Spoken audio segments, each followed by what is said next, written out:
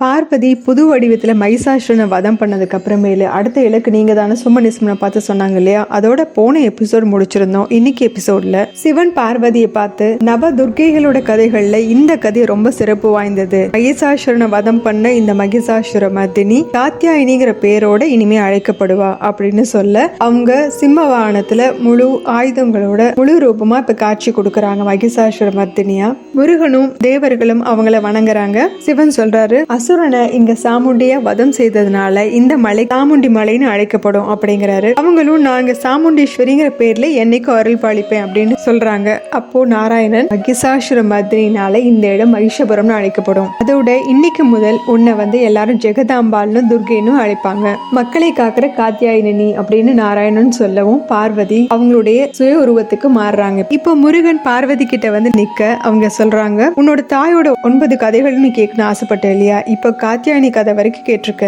இனி வரும் கதையில நீ சாட்சியா இருப்ப அப்படின்னு சொல்றாங்க. கொஞ்ச நேரத்துல இரவு நேரம் வருது. பார்வதி கார்த்திகேயன் கிட்ட சொல்றாங்க, இது சாதாரண இரவு கிடையாது, அழிவுக்கானது. அது சும்ப நிசும்பனுடைய அழிவுக்கான இரவு அப்படிங்கிறாங்க. அடுத்த காட்சியில அசுரர்கள் உலகத்தை காமிக்கிறாங்க. நிசும்பன் புலம்பிட்டு இருக்கா, நம்மளோட அழிவு ஆரம்பமாயிருச்சு, அவ எப்படி நம்மளை கொன்றுவா, 2 பேரோட அழிவு ஆரம்பமாயிருச்சு அப்படின்னு நிசும்பன் புலம்பிட்டு இருக்கிறான். அங்க சும்பன் இல்ல, என்னை யாராலையும் கொல்ல முடியாது அப்படின்னு சும்பன் சொல்லிட்டு இருக்கான். அடுத்த காட்சியில கைலாயத்தை காமிக்கிறாங்க. நம்ம போருக்கு தயாரா இருக்கோம் அப்படின்னு எல்லாருமே போர்க்கோளத்துல நிக்கிறாங்க. காத்தியன் சொல்ற, நம்ம போருக்கு தயாரா இருக்கோம், இப்ப மகாகாளிக்கு போற்றி அப்படின்னது எல்லாருமே போற்றின்னு சொல்றாங்க. அப்ப நில்லுங்க அப்படின்னு ஒரு சத்தம் கேட்குது. திரும்பி பார்த்தா பார்வதி. இவங்க எல்லாரையும் ஆச்சரியமா பார்த்துட்டு வர பார்வதி, நீங்க எல்லாம் ஏன் போர்க்கோளத்துல இருக்கீங்க அப்படின்னு கேட்டதும் கார்த்திகேயன், என்ன யுத்தம் இன்னும் முடியல, நீங்க தான் சொன்னீங்க இல்லையா சும்மன் நிசுமன் இன்னைக்கு இரவு அழிச்சிருவேன், நாங்களே யுத்தத்துக்கு தயாரா இருக்கோம் அதனால அப்படின்னு கார்த்திகேயன் சொல்லவும் பார்வதி, அதுக்கு போர் நிச்சயமா நடக்கும், ஆனா இந்த முறை எனக்கு எந்த சேனையும் தேவையில்லை, நான் தனியா தான் போய் அவங்க கதை முடிக்க போறேன் அப்படிங்கிறாங்க. அது கார்த்திகேயன் அம்மா, நீங்க தனியா போறீங்களா அப்படின்னு கேட்டதும் ஒரு பெண்ணால தனியா எதுவும் செய்ய முடியாதுங்கிற எண்ணத்தை மாத்தணும் கார்த்திகேயா அப்படிங்கிறாங்க. ஏன்னா ஒரு பெண்ணை ஏளனமா நினைச்சவனுக்கு எதிரானதான் இந்த யுத்தமே. அவன் ஒரு பெண்ணை அவமானப்படுத்தினவன், மறுபடியும் அவளோட தன்மானத்தோட விளையாடினவன். இன்னைக்கு இரவு அந்த 2 துஷ்டர்கள் நாசம் செஞ்சு எல்லாத்துக்கும் நான் முடிவு கட்டுறேன் அப்படின்னு பார்வதி ரொம்ப உறுதியா சொல்லவும் முருகன் சொல்றாரு, நிச்சயமா அவங்க போய் ஒளிஞ்சிருப்பாங்க,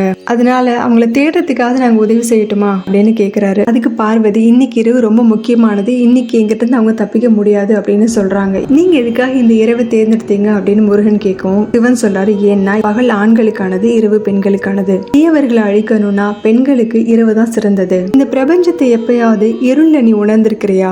ஒளி இருளுக்கு முன்னாடி ரொம்ப சின்னதுங்கிறது நீ உணர்ந்துக்குவ, அதுதான் உண்மை. இருளை பத்தி யாருக்கும் பெருசா தெரியறது இல்ல, அதை பார்த்து பயப்பட மட்டும் தான் செய்யறாங்க. ஆனா பகல், அதாவது ஒளி அப்படிங்கறது இரவோட மடியில இருந்தா உருவாகுது. அதுக்கப்புறம் இரவோட மடியிலே அந்த பகலும் அடங்கும் செய்யுது. இந்த சக்கரம் இதே மாதிரி சுழன்றுகிட்டே தான் இருக்கும், அதனால முடிவே தான் ஆரம்பம் அப்படிங்கிறாரு. இப்போ சும்பன் நிசுமனோட அழிவு ஆரம்பம் ஆயிருச்சு அப்படின்னு சொல்றாரு. இதோட இந்த எபிசோட் முடியுது. அடுத்த எபிசோட்ல பார்க்கலாம். சேனல் லைக் பண்ணுங்க, ஷேர் பண்ணுங்க, சப்ஸ்கிரைப் பண்ணுங்க, பெல் பட்டனையும் பிரஸ் பண்ணுங்க. தேங்க்யூ.